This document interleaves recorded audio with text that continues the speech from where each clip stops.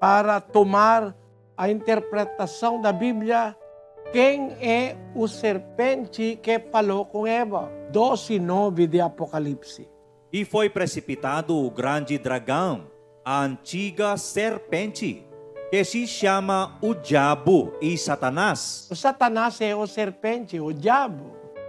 Deus falando ao serpente, ele diz em 14, maldita serás tu dentre todos os animais domésticos, dentre todos os animais do campo.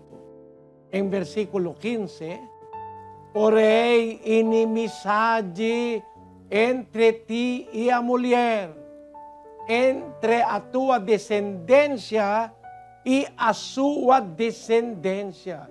Tem inimizade que Deus começou no jardim de Edém. Inimizade entre o serpente, o Satanás, e a mulher, que é Eva. Inimizade entre as descendências de serpente contra a descendência da mulher. Por isso, aqui na terra, desde no Edém até o fim da terra, esta inimizade vai permanecer. Sempre tem dois lados que contra um ao outro.